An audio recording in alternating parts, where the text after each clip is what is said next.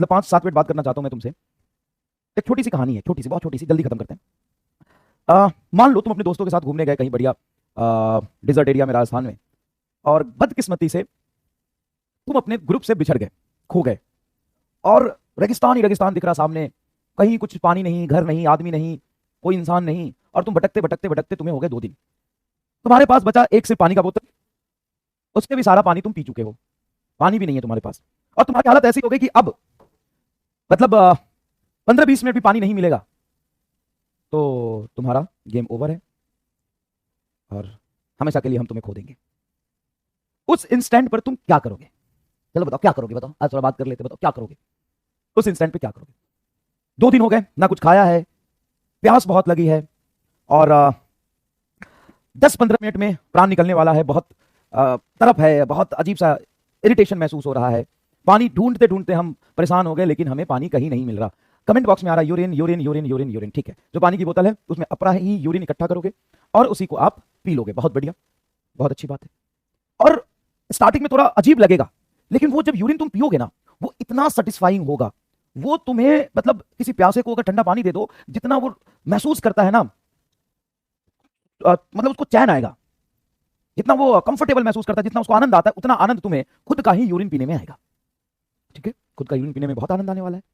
अगर मैं तुम्हें अभी बोलूं ये काम करो, जब आनंद ही आएगा तो इकट्ठा करके पियो, अभी अपना यूरिन पियो, चलो जाओ, कोई नहीं देखेगा, घर में बैठ के अकेले लेक्चर तो देख रहे हो, जाओ थोड़ा यूरिन पी के आओ, तब लेक्चर पढ़ाते हैं आगे का, कृपा यही रुकी हुई तुम्हारी, यूरिन पी के आओ। तो कितने लोग अभी जाके खुद का यूरिन पी के आएंगे? नहीं पिएंगे, नहीं पिएंगे, क्योंकि तुम्हारे घर में पीने के लिए पानी है, कोल्ड ड्रिंक है, लस्सी है, छाछ है, सब कुछ अवेलेबल है, तब तुम यूरिन नहीं पियोगे।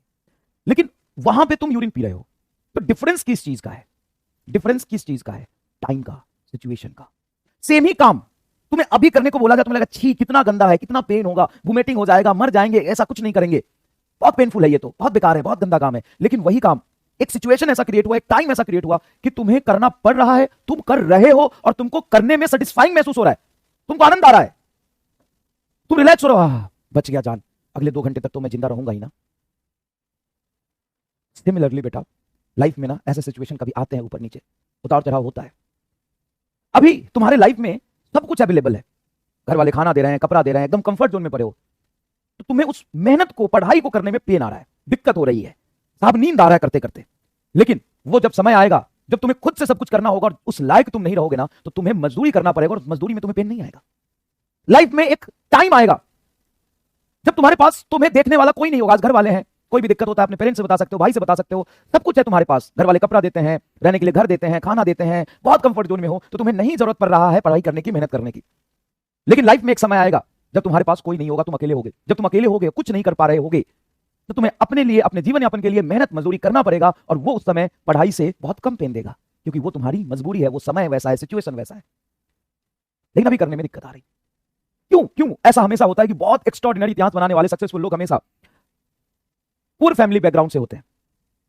चाहे मैं अब्दुल कलाम साहब की बात करूं, या मैं न्यूटन की बात करूं, ये भी छोड़ो ना, अभी अमेरिका में रिसर्च हुआ है, why all big company CEO R Indians, like सुंदर पिचाई, पराग अग्रवाल, राजीव सूरी, सत्य नडेला, इन लोगों पे रिसर्च हुआ 20-30 साल पहले, जाके इनको देखा गया ये कैसे यहां तक डेवलप होकर पहुंचे। तो पता है उनको रिसर्च में क्या पता चला?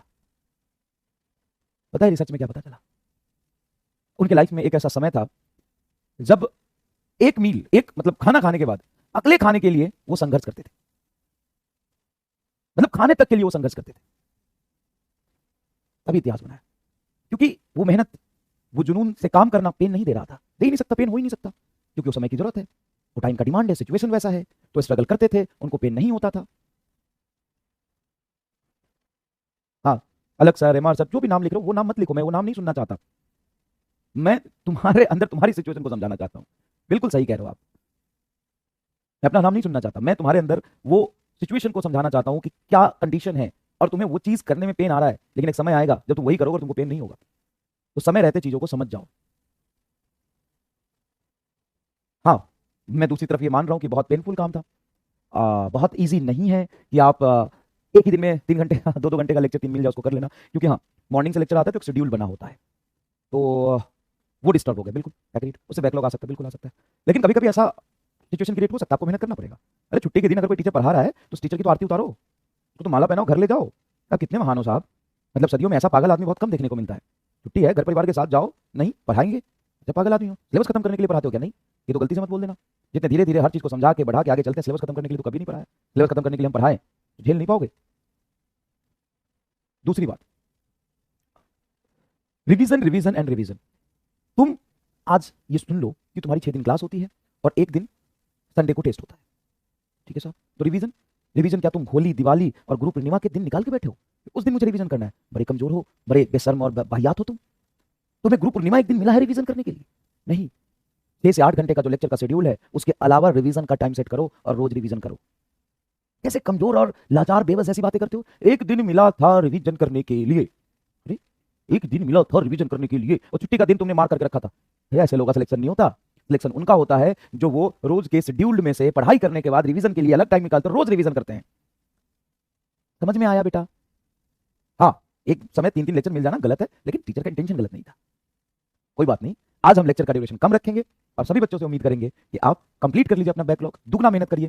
चलिए ऐसा सिचुएशन क्रिएट हो गया, कोई बात नहीं, अपने आप से प्रॉमिस करिए आप दुगना मेहनत करेंगे। समय फ्यूचर याद करिए, जब कुछ नहीं होगा तो मेहनत पेन नहीं देगा। वो फ्यूचर याद करके ही भले अभी पढ़ लीजिए, लेकिन